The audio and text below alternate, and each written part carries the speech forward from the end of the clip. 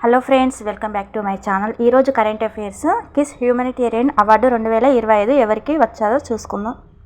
Kiss అంటే Kalinga institute of social sciences, Bhubaneswar. మార్చి 16 Reliance Foundation వ్యవస్థాపకులు మరియు చైర్పర్సన్ అయిన నీతా అంబానీ నేడు ప్రతిష్టాత్మక కిస్ హ్యూమనిటేరియన్ అవార్డు 2025 చేత Kalinga institute of social sciences kiss ప్రాంగణంలో సత్కరించబడ్డారు.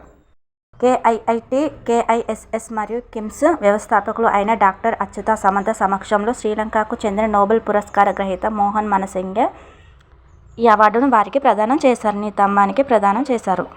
రిలయన్స్ ఫౌండేషన్ ద్వారా విద్య, ఆరోగ్య సంరక్షణ, గ్రామీణాభివృద్ధి, మహిళా సాధికారత రంగాలలో వారి విశేష కృషికి మరియు మానవతావాద చర్యలకు గుర్తింపుగా నీతా అంబానీ గారికి సత్కారం దక్కింది.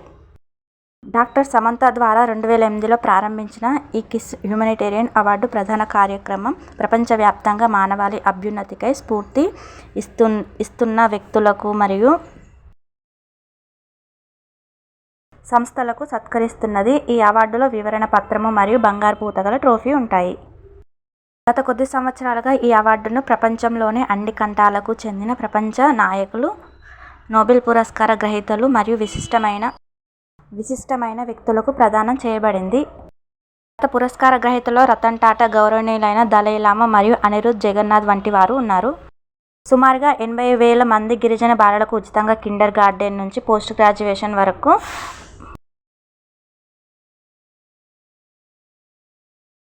వసతిని మరియు సమగ్ర అభివృద్ధి అందిస్తున్న కిస్ ప్రపంచంలోనే అతిపెద్ద గిరిజన విశ్వవిద్యాలయం.